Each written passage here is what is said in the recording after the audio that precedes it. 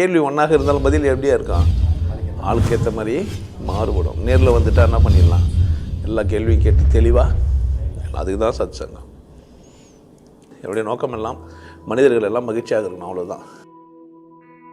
மனப்பழக்கம்னா இல்லை, கல்வி அப்படி கிடையாது. கல்விக்கும் மனப்பழக்கத்துக்கும் அவசியம் இல்லை. மனதிலிருந்து தோன்றுவது பெறப்பட்ட தகவலால். ஒருத்தர் தகவல் சொல்கிறார், பாரு மாட்டுக்கு ஆட்டுக்கு கோழிக்கு கண்ணுக்குது, மாட்டுக்கு ஆட்டுக்கு கோழிக்கு என்ன இருக்குது, காலுக்குது, மாட்டுக்கு ஆட்டுக்கு கோழிக்கு என்ன இருக்குது, இனப்பெருக்கம் செய்கிற உறுப்பு இருக்குது, மாட்டுக்கு ஆட்டுக்கு கோழிக்கு இதயம் இருக்குது, மாட்டுக்கு ஆட்டுக்கு கோழிக்கு ரத்தம் இருக்குது, மனுஷனுக்கும் என்ன இருக்குது, இதெல்லாம் இருக்குது. அதனால் என்ன பண்ணக்கூடாது, அதை சாப்பிடக்கூடாதுன்னு ஒரு தகவல் தந்தார், அவ்வளோதான். நீங்கள் என்ன ஆகிட்டீங்க இப்பா என்ன அறிவு கண் என்ன பண்ணிட்டார், இப்போ அவரை தந்துட்டார்.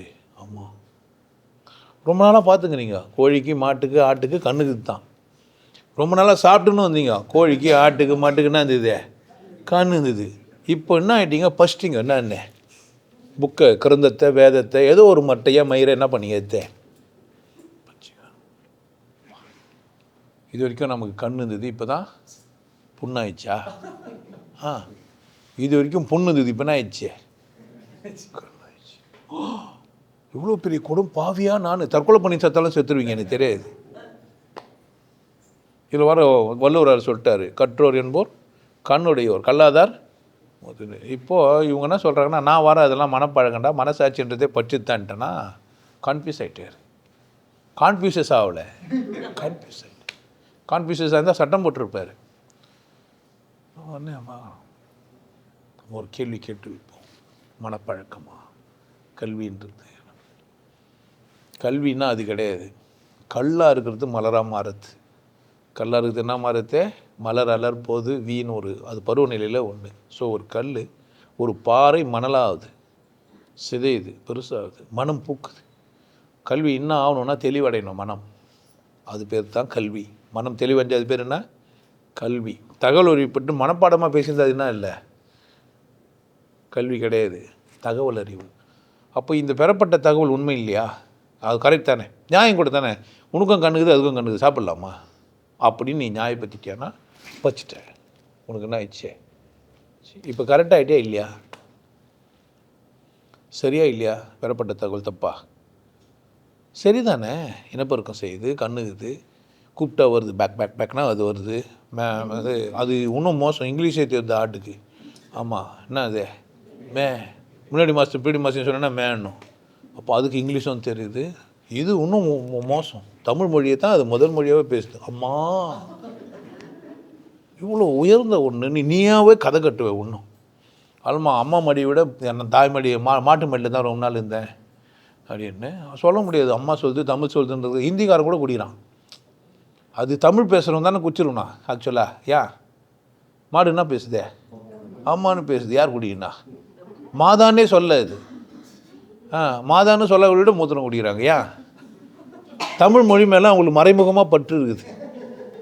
இப்படியெல்லாம் கதையை கட்டி நீங்கள் என்ன ஆயிடலாம், எதையும் சாப்பிடாம சோட போகலாம். இப்போ இது கல்வி தானே இல்லையா? சரியில்லையா நான் சொன்னதெல்லாம்?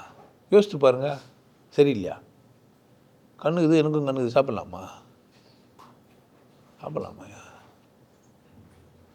நம்ம ஒரு கதை சொல்லுவோம். நம்ம இந்த பக்கம் வந்து, சார் புலிக்கும் கண்ணுக்குது, மானுக்கும் கண்ணுக்குது, புலியும் குட்டி போடும், மானும் குட்டி போடும். ஆனால் இந்த புலி இருக்குதுல்ல, இந்த புலி அந்த மானை வேட்டையாடி சாப்பிடுது எப்படி? நம்ம அதெல்லாம் விலங்கு, நீ யாரு, நல்லா விலங்கு அப்படின்னு விலங்கிக்கொள். இந்த லாவை போட்டு அந்த லாவை போட்டு என்ன பண்ணணும், இப்போ அது விலங்கு, நீ விலங்கி கொள்ளக்கூடிய விலங்கு, அதனால் சரியாக விளங்கிக்கும். ஐயோ கடவுளே, எனக்கு என்ன செய்யுது. கறியை பார்த்தா நான் கூறிச்சானா கறி சாப்பிடுவேன். ஆனால் இப்போ என்ன சொல்லுவோம், உள்ளேருந்து ஒன்று கண்ணுக்குதுரா, கண்ணு. மாட்டுக்கு ஆட்டுக்கு காதுக்குது, கோழிக்கு ஆராய்ச்சி பண்ணுவேன். பார்த்தா ஐயோ அதுக்கும் காதுக்குது. ஏன், கல்வி உன்னை மேலும் மேலும் அப்படியே மேன்மை அடைய செய்து. இப்போது ரொம்ப தெளிவாகிட்டு போய் நினைக்கிறேன். என்கிட்ட வந்தோடனே ஒரே கேள்வி தாங்க வைப்பேன், சாப்பிட்டா ஜீரணமாகுதா சார்? ஆகுது. அப்போ சாப்பிட்டு நம்ம சிம்பிளாகிட்டான். சாப்பிட்டா ஜீரணம் ஆகுது, சாப்பிடுன்றான். அப்போது அந்த கண்ணு காது மூக்கெல்லாம் மேட்ரு இல்லை, பசியத்தான் சாப்பிடு. ரத்தத்தை ஒரு மனுஷங்கிட்ட இருந்து ஏற்றிக்கிறியே, என்ன கதை அது? கண்ணு டேமேஜ் ஆச்சுன்னா இன்னொரு கண்ணை பிடிங்க வச்சுக்கிறியா, அது என்ன கதை? எவனா ஆக்சிடென்ட்டில் சாவானான்னு பார்த்து இதயத்துக்கு காத்து நிற்கிறியா, அது என்ன கதை? கிட்னியை கைட்டி ஒன்று வைத்துக்கிறியா, அது என்ன கதை? அவ்வளோ தூரம் போயிட்டு நீ ஆடு மாடு மட்டும் அவ்வளோ அக்கறையாகிறியே நீ சொல்ல. சொம்மனா பேசுறது. ஆடு மாடு சாப்பிடாதுன்றவன் வளர்க்குறான். ஒரு அக்கா சொல்லவே சொல்லிட்டாங்க, மாடை வளர்த்தான் வயசு ஆச்சு, என்ன சார் பண்ணுறதுன்னு கேட்டாங்க. கோழி இப்போ 20 முட்டை போட்டுச்சு, பாவம் அது 5 முட்டை மேலே தான் உட்கார முடியும், மீதி 5 முட்டை எங்கே வைக்கிறதே? விசில் வச்சிடணுமா? நாங்கள் அப்படி தான் விசில் வச்சோம். அது நெருப்பில் போய் வந்து வெந்துச்சு, சாப்பிட்டு பார்த்தா டேஸ்ட்டாக இருக்குது. அப்படி தானே? மாடு எடுத்து போய் போட்டு கொளுத்துக்கிறான்னா கொளுத்துனா நெய் வாசனை வருது, பிச்சு சாப்பிட்டா டேஸ்ட் ஆகுது. ஆல்மா அண்ணா செத்தது ஒரு மாடு எப்போம் சிவசிவா சுடுகாடு தானே காப்போம் சொல்லிட்டு போயிட்டான் ஒருத்தன். அப்போ கல்வினா என்னான்னு கேட்டேன்னா, என்னை பார்த்து நான் கற்றுக்கணும். யாரை பார்த்து? என்னை பார்த்து. ஏன்னா ஊரில் பூரா போய் என்ன எப்படி ஆகிட்டுக்கிறானுங்க. நான் சாப்பிட்டு பார்த்து நல்லா இருந்தோம். நீ பாட்டு சைவன் சொல்லி அரளிக்காயை வெட்டி பொரியல் பண்ணி சாப்பிட்டா என்ன ஆவ? ஆமாம், ஆசை வச்சேன் உன் மேலே, அரளி வச்சேன் கொல்லையில், மாடு வச்சேன்னு எவனா சொன்னானுங்க? ஏன் இப்போ சைவம் சாப்பிடுன்னு சொன்னானே அரளிக்காய் சாப்பிடுன்னு சொல்லுவான். போய் கேட்கணும், சார் சைவம் சாப்பிட்ணும், நீங்கள் அரளிக்காயை சாப்பிட்டாங்களே என்ன சார் ஆகுதுன்னு. மாடை சாப்பிட்டா செத்துருவேன். கொடிய விஷயம் உள்ள பாம்பை வெட்டி சாப்பிட்டா என்ன ஆக மாட்டேன், சாக மாட்டேன். ஆனால் அரளிக்காய் சாப்பிட்டா என்ன ஆகுவேன்? காணாமல் போயிடுவேன். ஆல்மா உன்னை யாருன்னா வந்து தேடுவாங்க. அதனால் கல்வின்ற பேரில் மனதை ஏமாற்றுவது கல்வியாக மாறாது, அது கண்ணுடையோர் ஆகாது. இன்னும் சில பேர்லாங்கிறாங்க, இன்னும் ஒரு ஸ்டெப் மேலே போய் வள்ளுவரே சொல்லிட்டாரு. என்னண்ணே வள்ளுவரே சொன்ன எனக்குன்னா என் உடம்பு தானே எனக்கு முக்கியம். வள்ளுவர் பிரச்சனை வள்ளுவருக்கு, எனக்கு என்ன பிரச்சனை? நான் சாப்பிட்டா எனக்கு சரிக்குது, அவள் தானே. ரொம்ப சிம்பிள். எனது யாருன்னா எந்த புக்கில்னா எதை ஒன்றா சொல்லிவிட்டேன், யாரை கேட்டு பேசணும்? நான் கொஞ்சம் இருக்குது சார், கல்யாணம் பண்ணிக்கலாமா வேணாவா, நான் யாரை கேட்கணா? சார் நைட்டில் தூங்கி இருந்ததுன்னா ஒரு நடுவில் ஒன்று எது நிற்கிது, ஜெட்டியெல்லாம் டைட் ஆகுது, காலையில் இருந்தால் ஊற்றிடுது. இது சும்மா ஊற்ற விடலாமா, வேறு எங்கன்னா ஊற்றலாமா? கேட்கணுமா இல்லை? யாரை கேட்கணா? அவன் சுருக்கோ வச்சுக்கன்னா அவனுக்கு சுருங்கிட்டு இருக்கும். அப்படி தானே? யார் பிரச்சனை? இப்போ இது உன் பிரச்சனை உணவு மட்டுங்காரன் பேசுகிறேன். என்ன நியாயமாக இது? என்னை கேட்டால் பொண்டாட்டி கூட விட்டுடலாம், நம்மளை விட்டுடலாமான்னு கேட்குறேன் நான். அப்படி தானே? காரை கேட்டாக்கா பொண்டாட்டி, பெண்களை போல் காரினமும் கொண்டவனை போய் சேரும். கார் மாதிரியே வச்சுக்க முடியும் பொண்டாட்டியை? சொல்லு, புரியறதில்லை. எவனா எதனா சொன்னால் அதை தகவலாக ஆக்கி அதுக்கு கீழ்ப்படிஞ்சானா அதுக்கு பேர் என்ன இல்லை? கல்வி இல்லை. யார் எந்த தகவல் கொடுத்தாலும் அதை எடுத்து தெளிவாகி இது ஏன் அவன் சொன்னான், அவன் சாப்பிடல, அதனால் என்ன பண்ணான்? அவன் பாரம்பரியமாக அவன் சாப்பிடவே இல்லை, வளர்க்கவும் இல்லை. நம்ம தான் வளர்க்குறோம், நம்ம அதை சாப்பிட்டு பழகிக்கிறோம். இந்த பூரா பயில் நம்மளை ஏமாத்துறானுங்க. இன்னும் யார் புரியுனா? சாப்பிட்டா சரிக்குதுன்னா அது சரியாக தான் இருக்க முடியும். சிவகி சொல்கிறாரெலாம் சரி கிடையாது. கறி சாப்பிட்றான்னு சிவகி சொல்கிறது இல்லை. நான் ஒன்றும் ப்ரொமோட் பண்ண முடியாது. நீ பண்ணு கறி சொன்னேன்னாக்கா முக்கியம் சேர்த்தியானா கருக்களை சாப்பிட்டு இப்போ சினிமா பார்த்துக்கலாம் சேர்த்தே போயிட்டுக்கிறான். நான் பண்ணு அசைவம் சாப்பிடுங்க நல்லதுன்னு சொல்லிட்டு கருக்களை வேக வச்சு எடுத்து போய் ஒரு சட்டி புல்லாக வச்சு புல்லாக சாப்பிட்டீங்கன்னா போய் கோழி புல்லாக வச்சு என்ன ஆகிடுவேன்? காணாமையும் போயிடுவேன். அளவறிஞ்சு சாப்பிட்ணும் தானே? இப்போ சைவம் சரி அசைவம் சரிலாம் கிடையாது. உன் உடம்புக்கு எது சரி இல்லை உன் மனசுக்கு எது சரி, யார் இஷ்டம்? அதுதான் கல்வி. தன்னை அறிவது தான் கல்வி. அதுதான் 7 ஜென்மத்துக்கு வரும். 7 ஜென்மத்துக்கே வரும். இல்லைன்னா அது ஒருமையில் தாம் கற்ற கல்வி எழுமையுள் அடுத்த பிறவிக்கு அது வரும்.